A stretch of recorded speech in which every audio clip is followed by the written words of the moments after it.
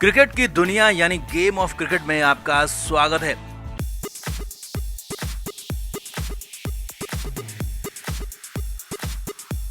भारत और श्रीलंका के बीच वनडे के बाद टी20 सीरीज भी खत्म हो गई। टीम इंडिया ने वनडे सीरीज में 2-1 से कब्जा जमाया था, तो टी20 सीरीज में श्रीलंका ने भारत को 2-1 से धो दिया।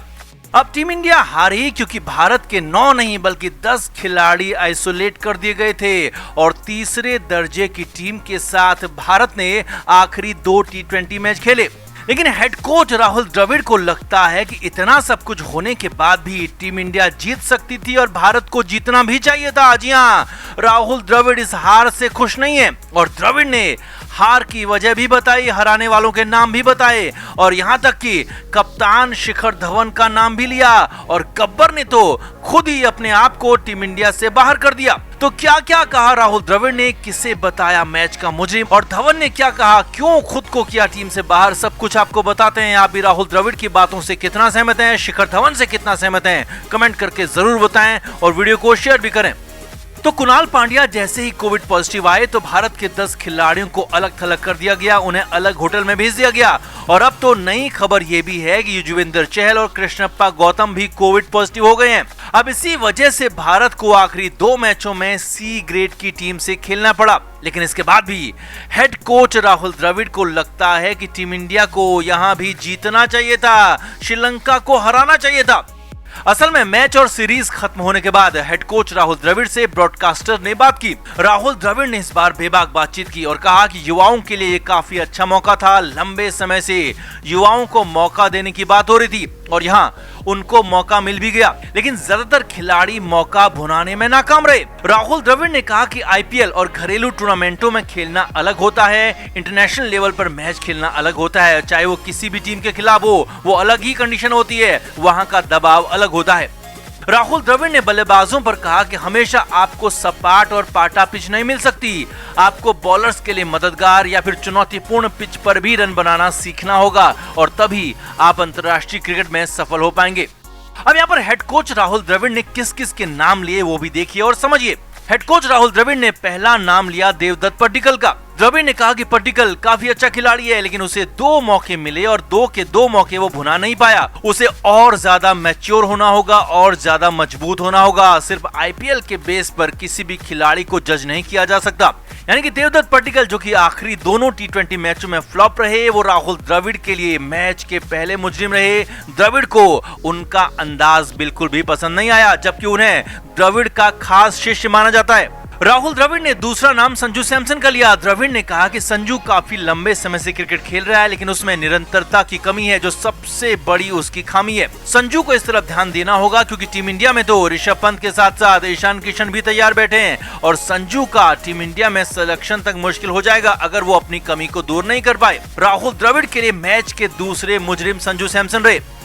राहुल द्रविड़ ने नीतीश राणा का भी नाम लिया। द्रविड़ ने कहा कि राणा ने आईपीएल में बहुत अच्छा खेला है, घरेलू क्रिकेट भी बहुत ज्यादा खेला है, लेकिन उसे अभी काफी कुछ सीखने की जरूरत है। कैसे इनिंग बिल्ड की जाती है, कैसे पारी को आगे बढ़ाया जाता है और दबाव में कैसे बल्लेबाजी की जाती है, ये सब कुछ सीखना होगा। नहीं तो पाटा विकेट पर तो कोई भी रन बना सकता है। साफ है कि नीतीश राणा ही राहुल द्रविड़ के लिए मैच के तीसरे मुजरिम है और राणा की बैटिंग से राहुल द्रविड़ बिल्कुल भी खुश नजर नहीं आए।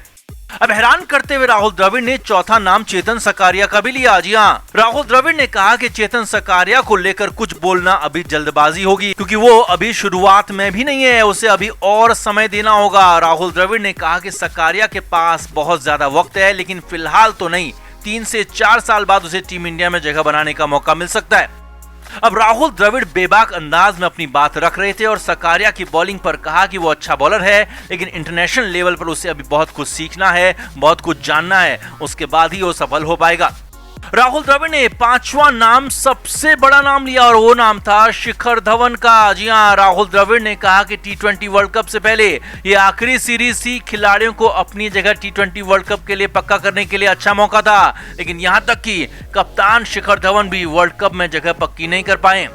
राहुल द्रविड़ ने कहा कि धवन को अपना स्ट्राइक रेट थोड़ा और बेहतर करना होगा क्योंकि टी20 का खेल वनडे से बिल्कुल अलग है। साफ है कि राहुल द्रविड़ शिखर धवन की कप्तानी से तो खुश थे, लेकिन धवन के धीमे खेल से खुश नहीं दिखे क्योंकि आजकल टी20 में जो डिमांड है धवन उसे पूरा नहीं कर पा रहे हैं और राहुल द्रविड़ ने भी यही कहा। अब हैरानी देखिए कि खुद शिखर धवन ने भी यहाँ पर सभी को हैरान कर दिया क्योंकि ब्रॉडकास्टर से बात करते हुए शिखर धवन ने कहा कि वर्ल्ड कप में भारत के लिए रोहित शर्मा और केएल राहुल ही ओपनिंग के पहले दावेदार हैं और उसके बाद ही किसी और का नंबर आएगा, चाहे वो शिखर धवन ही क्यों न हो। यानी धवन भी जानते हैं कि उनकी बल्लेबाजी में कहीं न कहीं कमी रह गई है। वर्ल्ड कप में उन्हें प्रायोरिटी ओपनर के तौर पर जगह नहीं मिलेगी और हाँ, हो सकता है कि बैकअप ओपनर के तौर पर धवन टीम में शामिल हो जाएं, लेकिन वहां भी पृथ्वी शॉ उन्हें लगातार टक्कर दे रहे हैं। अब जो भी हो, राहुल द्रविड़ ने इस बार बेबाक अंदाज में बता दिया कि क्यों टीम इंडिया आखिरी 2 टी20 मैच हारी और कौन कौन वो खिलाड़ी हैं जिनका खराब खेल हार की वजह बना। हालांकि राहुल द्रविड़ ने साथ ही साथ ये भी कहा कि ये युवा टीम है, इस हार से मैं नाराज नहीं हूं, लेकिन हमें जीतना चाहिए था क्योंकि इन्हीं खिलाड़ियों ने आईपीएल में काफी अच्छा खेल दिखाया और बार बार ऐसे इंटरनेशनल मौके नहीं आते जब आपको इतना बड़ा मौका, इतने बड़े लेवल पर मौका मिलता है। तो आपको जब भी मौका मिले आपको अपना खेल, आपको अपना अंदाज दिखाना होता है। अब जो भी हो, राहुल द्रविड़ की पारखी नजरों ने सब कुछ परख लिया और बता दिया कि क्या सही है, क्या गलत, किसने अच्छा खेला और कौन है हार का जिम्मेदार। तो आप राहुल सर की इन बातों से कितना सहमत हैं? क्या यही हैं हार के 5 जिम्मेदार, 5 मुजरिम, या फिर कोई और भी है आपकी लिस्ट में? कमेंट करके आप भी जरूर बताएं और वीडियो को अभी शेयर करें। की गंदी हरकत पर कमेंट जरूर करें। तो टीम इंडिया को दूसरे टी20 मैच से पहले तब बड़ा झटका लगा था जब कुणाल पांड्या कोविड पॉजिटिव हो गए थे और इसीलिए मैच को भी मंगलवार से खिसका कर बुधवार किया गया। लेकिन इसके बाद भारत के पास टीम चुनने के लिए खिलाड़ी नहीं बचे थे क्योंकि 1 या फिर 2 नहीं बल्कि पूरे 8 खिलाड़ी कुणाल पांड्या के संपर्क में थे और सभी को आइसोलेट कर दिया गया। अब रिपोर्ट सभी की नेगेटिव आई थी, लेकिन फिर भी एहतियातन सभी को आइसोलेट किया गया, दूसरे होटल भेज दिया गया। ये फैसला ठीक भी था ताकि बाकी खिलाड़ियों को कोविड से बचाया जा सके। लेकिन इसी आइसोलेशन की आड़ में श्रीलंका बोर्ड ने गंदा खेल खेला। जी हाँ, श्रीलंका से जो खबर है वो हैरानी भरी है। पहले ये सिर्फ सूत्रों के हिसाब से खबर आ रही थी, लेकिन जब धवन ने इस पर मुहर लगाई तो मामला बढ़ गया। असल में श्रीलंका बोर्ड के बायो बबल अधिकारी डिसिल्वा ने 9 खिलाड़ियों की आड़ में 11 खिलाड़ियों को लपेट लिया और उसमें खुद कप्तान शिखर धवन भी थे। जी हाँ, लंका बोर्ड ने तुरंत ही कुणाल पांड्या और 8 खिलाड़ियों को तो दूसरे होटल भेज दिया, लेकिन साथ ही साथ कुछ देर बाद कप्तान शिखर धवन और बल्लेबाज मनीष पांडे को भी होटल छोड़ने के लिए कहा गया। जी हाँ, ये बड़ी खबर थी मैच से ठीक पहले की। ये सब कुछ मैच से ठीक पहले हो रहा था, यानी कि जब मैच की तैयारी होनी चाहिए थी, जब खिलाड़ियों को मैदान में होना चाहिए था, तब लंका बोर्ड भारत की टीम को कम करने में जुटा हुआ था। लंका बोर्ड के अधिकारी का कहना था कि 8 खिलाड़ी तो कुणाल के सीधे संपर्क में हैं, लिहाजा वो तो मैदान में बिल्कुल नहीं जाएंगे और साथ ही साथ शिखर धवन और मनीष पांडे भी किसी अन्य के जरिए कुणाल के संपर्क में आए थे, लिहाजा वो भी मैदान में नहीं जाएंगे, आइसोलेशन में जाएंगे दूसरे होटल।